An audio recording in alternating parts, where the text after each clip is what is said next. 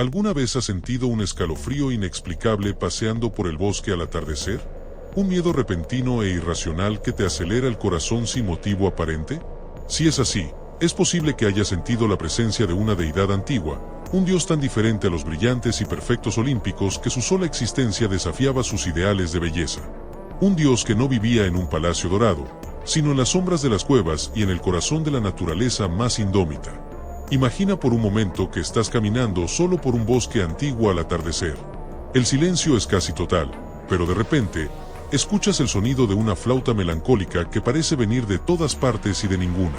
Tu corazón se acelera sin razón aparente, sientes una presencia que te observa desde las sombras, y por primera vez en tu vida experimentas lo que los antiguos griegos llamaban pánico. ¿Sabes quién era el responsable de esa sensación? Un dios medio cabra, medio hombre, cuya sola presencia podía hacer que los ejércitos más valientes huyeran en terror. Hoy te voy a contar la fascinante y perturbadora historia de Pan, el dios más salvaje del panteón griego, cuya influencia llegó hasta nuestros días de maneras que jamás imaginaste. Parte 1. Los orígenes misteriosos del dios Pan.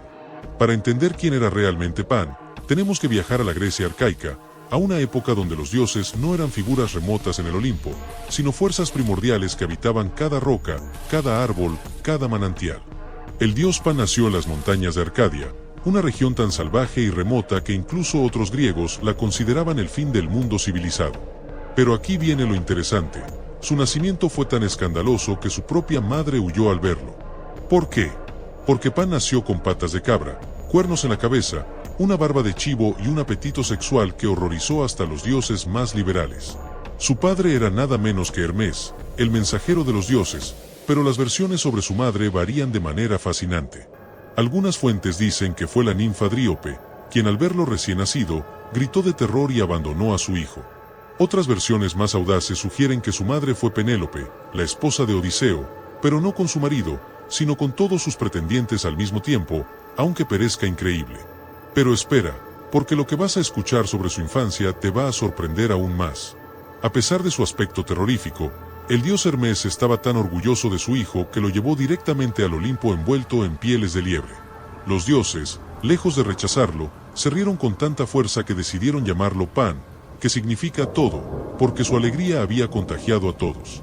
Esta dualidad entre terror y gozo, entre lo salvaje y lo divino, definiría toda la existencia de Pan. Era un dios que no encajaba en las categorías tradicionales, y precisamente esa era su mayor fuerza. Pan se convirtió en el dios de los pastores, de los rebaños, de la naturaleza salvaje y de todo lo que escapaba al control de la civilización. Su reino no eran los templos de mármol, sino las cuevas húmedas, los bosques densos y las montañas inaccesibles. Pero Pan tenía un poder que lo hacía único entre todos los dioses: podía provocar el pánico.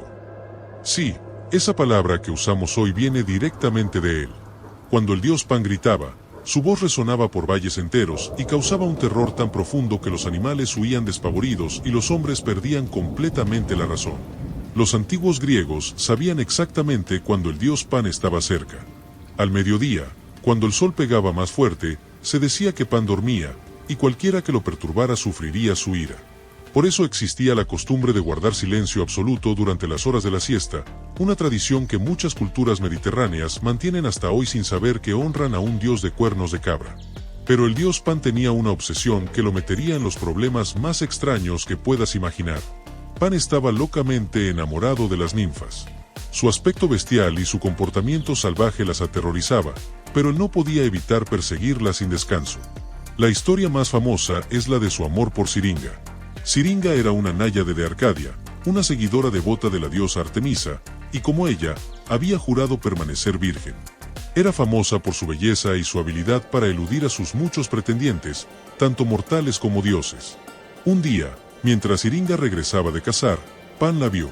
Se encaprichó al instante y comenzó a perseguirla sin descanso. Siringa corrió, aterrorizada por esa criatura mitad cabra que la llamaba con palabras apasionadas. Corrió hasta que sus fuerzas la abandonaron, llegando a la orilla del río Ladón, donde suplicó ayuda a sus hermanas, las ninfas del agua. Justo cuando Pan creía haberla alcanzado y la rodeaba con sus brazos, Siringa desapareció. En su lugar, Pan se encontró abrazando un puñado de juncos que se mecían con el viento. Pan, desolado, suspiró. Y al hacerlo, Su aliento pasó a través de los juncos huecos, produciendo una melodía lastimera y hermosa.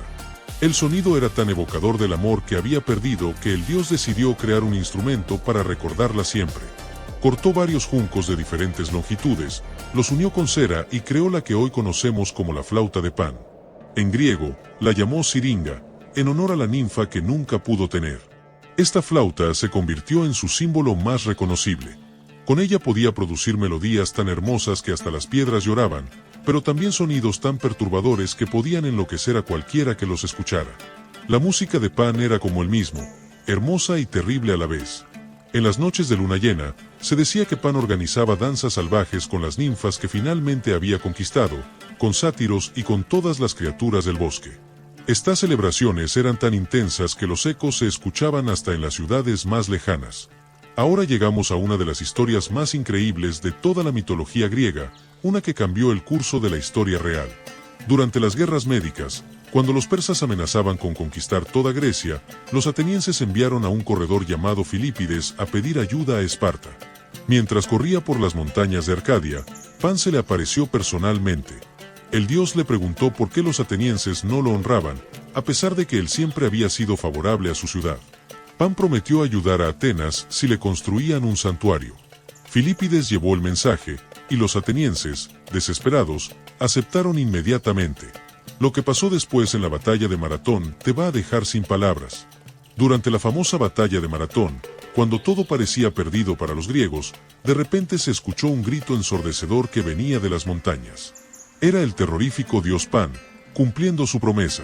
Su grito de guerra causó tal pánico entre los persas que comenzaron a luchar entre ellos mismos, creyendo que eran atacados por demonios invisibles. Los soldados persas, conocidos por su disciplina militar, se convirtieron en una masa histérica que huía sin control. Algunos se mataban entre sí, otros corrían directo al mar y se ahogaban. La palabra pánico entró así en la historia militar, describiendo una derrota que no se debía a la estrategia, sino al terror sobrenatural. Los atenienses ganaron una batalla imposible gracias al dios Pan, y cumplieron su promesa construyendo una cueva santuario en la Acrópolis, donde durante siglos se le ofrecieron sacrificios de cabras y miel. Pero el dios Pan no solo ayudaba en las guerras. También era el protector de los pastores contra los lobos y otros depredadores. Se decía que si un pastor le ofrecía la música correcta, Pan haría que sus rebaños fueran los más prósperos de toda la región.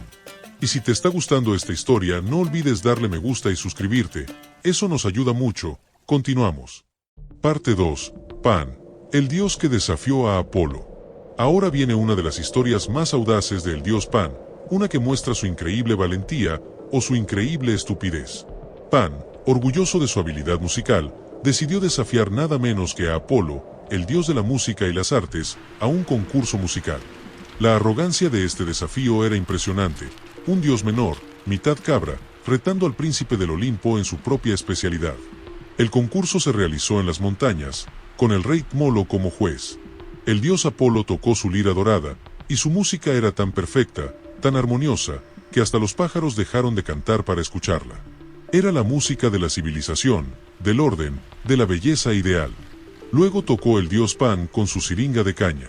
Su música era diferente, salvaje y apasionada, llena de ecos de viento entre rocas, de arroyos corriendo, de animales en celo. Era la música de la naturaleza pura, sin filtros. El resultado de este concurso cambiaría para siempre la relación entre lo civilizado y lo salvaje. El rey Molo declaró ganador a el dios Apolo, como era de esperarse. Pero el rey Midas, que había presenciado el concurso, declaró que prefería la música del dios Pan. Apolo, furioso por esta ofensa, le dio a Midas las famosas orejas de burro. Esta historia se convirtió en una metáfora poderosa: la civilización contra la naturaleza salvaje, el orden contra el caos, la perfección técnica contra la pasión primitiva. El dios Pan había perdido el concurso, pero había ganado algo más importante: había demostrado que su tipo de belleza también tenía valor. Llegamos ahora al episodio más misterioso y perturbador de toda la historia del dios Pan. Durante el reinado del emperador romano Tiberio, un barco que navegaba hacia Italia pasó cerca de la isla de Paxi. El viento cesó por completo y el barco quedó a la deriva en un mar en calma. De repente, una voz misteriosa surgió de la orilla, llamando a Tamo por su nombre. La primera vez, él no respondió. La segunda vez, tampoco. A la tercera llamada, Tamo finalmente contestó. La voz le dio entonces una orden increíble. Le dijo que cuando su barco llegara a la costa de Palodes, debía proclamar una noticia: el gran pan ha muerto. Tamo y su tripulación quedaron atónitos y debatieron qué hacer. ¿Era una trampa? ¿Una locura? Tamo decidió que si al llegar a Palodes había viento, seguiría su rumbo sin decir nada. Pero si el mar permanecía en calma, obedecería a la misteriosa voz. Al acercarse a Palodes, no soplaba ni la más mínima brisa. El mar estaba como un espejo. Tamo subió a la proa, miró hacia la tierra y, con toda la fuerza de sus pulmones, gritó la noticia que le habían encomendado: el gran pan ha muerto. Apenas terminó de pronunciar las palabras, desde la orilla se levantó un lamento sobrecogedor. No era el llanto de una sola persona, sino un coro de gemidos y lamentos, como si la propia naturaleza estuviera de luto. La noticia se extendió como un rayo por todo el Imperio Romano. Los filósofos se preguntaban cómo podía morir un dios. Los cristianos primitivos interpretaron esta muerte como el final de los dioses paganos y el triunfo del cristianismo. Pero aquí viene lo fascinante: el dios Pan nunca murió realmente. Se transformó. Lo que te voy a contar ahora te va a hacer ver el mundo moderno con otros ojos. El dios Pan se convirtió en el modelo del diablo cristiano: cuernos, patas de cabra, cola y el poder de provocar tentaciones carnales. Pero también inspiró a los románticos del siglo XIX como Lord Byron y Percy Shelley, que lo vieron como símbolo de la naturaleza libre. En la psicología moderna, Jung identificó a Pan con el arquetipo del hombre salvaje que todos llevamos dentro. Freud lo asoció con nuestros impulsos más primitivos.